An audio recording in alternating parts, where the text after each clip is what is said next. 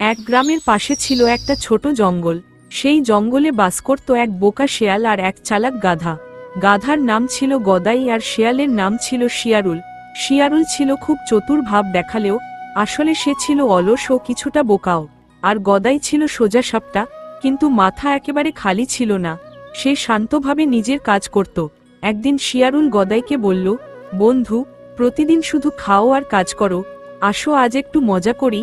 গ্রামের ক্ষেত থেকে কিছু গাজর আর বাঁধাকপি চুরি করে আনি। গদাই মাথা চুলকে বলল, ভাই, আমি গাজর খেতে পছন্দ করি ঠিকই, কিন্তু চুরি তো ঠিক নয়। শিয়ারুল হেসে বলল, আরে ধুর, ওরা গরিব না, তাদের অনেক গাজর আছে, এক দুইটা নিলেই বা কি হবে। শেষে গদাই রাজি হলো, কিন্তু সে ভেতরে ভেতরে একটা পরিকল্পনা করল। রাতে তারা গেল গ্রামের ক্ষেতে। শিয়ারুল গাজর তুলতে ব্যস্ত, তখন গদাই হঠাৎ হেঁকে উঠল, হেই ইহা শব্দে চারদিক কেঁপে উঠল। গ্রামের কুকুররা জেগে উঠল, কৃষকরা দৌড়ে এলো। শিয়ারুল তো আতকে উঠে দৌড়ে পালাতে গিয়ে কাদার মধ্যে পড়ে গেল। তার লেজে কাটা গিয়ে ঢুকল, দাঁত ভেঙে গেল একটা। গদাই ধীরে ধীরে হাঁটতে হাঁটতে ফিরল, কিছুই হয়নি এমন ভাব করে। পরের দিন সকালে গদাই খালের পাশে ঘাস খাচ্ছিল, তখন শিয়ারুল লেজে কাপড় বেঁধে কুচকে কুচকে বলল, তুই এমন করলি কেন? এত জোরে চেঁচাচ্ছিস কেন?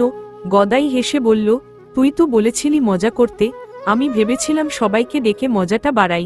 শিয়ারুল দাঁত কামড়ে বলল, তুই তো চালাক গাধা, আমি বুঝিনি।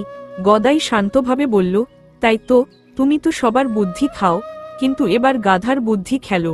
এই ঘটনার পর থেকে শিয়ারুল আর কোনোদিন চুরি করতে যায়নি। আর গদাই, সে খুশি মনে মাঠে ঘাস খেতে লাগলো, আর মাঝে মাঝে নিজের হাস্যকর কাহিনী মনে করে আপন মনে হেঁচকি তুলে হাসত।